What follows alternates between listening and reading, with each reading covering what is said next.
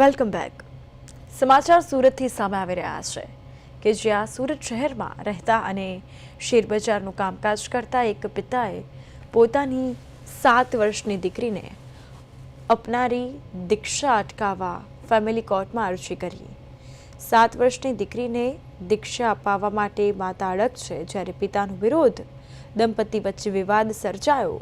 માતા પોતાની દીકરીને લઈને 6 મહિનાથી અલગ રહેવા લાગી છે અને 7 વર્ષીય દીકરીને આગામી 8મી ફેબ્રુઆરી મુંબઈમાં યોજાનારા સામૂહિક દીક્ષા મહોત્સવમાં દીક્ષા અપાવવાનો નિર્ણય કર્યો છે, જે રોકવા માટે પિતાએ સુરતની ફેમિલી કોર્ટમાં પત્ની વિરુદ્ધ અરજી દાખલ કરી છે. કોર્ટે આ મામલે 22મી ડિસેમ્બરે વધુ સુનાવણી રાખી છે અને નોંધનીય છે કે 7 મહિના પહેલાં આ પ્રકારનો એક કિસ્સો સુરતમાં સામે આવ્યો હતો, જેમાં 12 વર્ષીય કિશોરની દીક્ષાને લઈ દંપતી વચ્ચે વિવાદ થતાં મામલો કોર્ટ સુધી પહોંચ્યો હતો.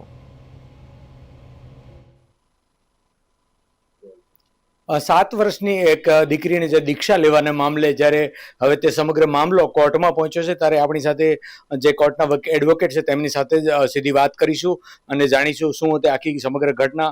શું કહેશો, જે રીતે બાળકો ખાસ કરીને દીક્ષા લઈ રહ્યા છે, આ કેસમાં કઈ રીતે છે અને શું અત્યાર સુધીમાં તમે કોર્ટમાં કઈ રીતે દલીલો કરી? છેલ્લા દીકરી 2-3 વર્ષથી તેની માતા સતત ગુરુ ભગવાન પાસે મૂકવાનો પ્રયત્ન કરી રહી હતી. પિતા આ વિરોધ ઉઠાવી રહ્યા હતા, ત્યારે માતાએ તેવું જણાવેલું કે જો તમે દીકરીને મને દીક્ષા નહીં આપવા દો તો હું પિયર ચાલી જઈશ, જેથી છેલ્લા 6 મહિનાથી પિયર ચાલી ગયેલી હતી. ત્યારબાદ માતા ગુરુજી ભગવાન પાસે જઈ 8/2 દીક્ષાનું મુહૂર્ત પણ લઈ આવ્યા છે.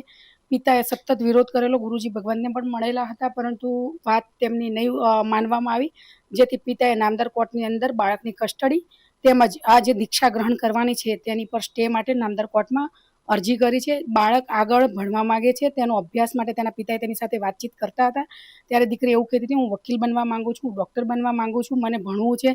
પરંતુ તેની માતાએ છેલ્લા 6 મહિનાથી સતત ગુરુજીના સંપર્કમાં રાખી અને એવું બતાવ્યું છે કે હવે તારે દીક્ષા જ ગ્રહણ કરવાની છે, જેથી પિતા આ વાતથી નારાજ થઈ નામદાર ફેમિલી કોર્ટની અંદર પિટિશન દાખલ કરી છે અને 22 તારીખે આગલી સુનાવણી થશે તેવી નામદાર કોર્ટે અરજ કરી છે.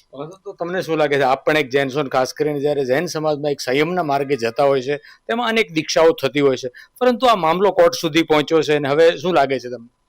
હું પણ જૈન છું, એટલે હું એવો વિરોધ નથી કરતી કે દીક્ષા ન થવી જોઈએ, દીક્ષા થવી જ જોઈએ, પરંતુ બાળકની ઉંમર અત્યારે ખૂબ સેન્સિટિવ છે, તેનું બાળપણ છે, તેને ખુલવાની અને એને પોતાની અંદર જે ટેલેન્ટ છે તે છુપાવી છે, તેને ખરેખર બહાર રાખવા માટે એક સ્ટેજ મળવામાં આવે. ત્યારબાદ 15 વર્ષની સમજણ ઉંમર થાય પછી જો આ માર્ગે તેને આગળ વધવામાં આવે અને જ્યારે પરિવારની સંમતિ હોય તો જ આ વસ્તુ થાય એવી હું ઈચ્છા રાખું છું.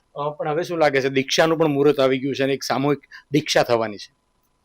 દીક્ષાનું મુહૂર્ત આવી ગયું છે, પરંતુ નામદાર કોર્ટ અને કાયદો એવું કહે છે કે 18 વર્ષ સુધી માતા પિતાની બંનેની સંપૂર્ણ સંમતિ હશે તો જ કોઈ પણ દીક્ષા ગ્રહણ કે કોઈ પણ પ્રસંગ થઈ શકશે. એટલે અત્યારના તબક્કે તો નામદાર કોર્ટ પર પૂરો ભરોસો છે કે સ્ટે મળશે.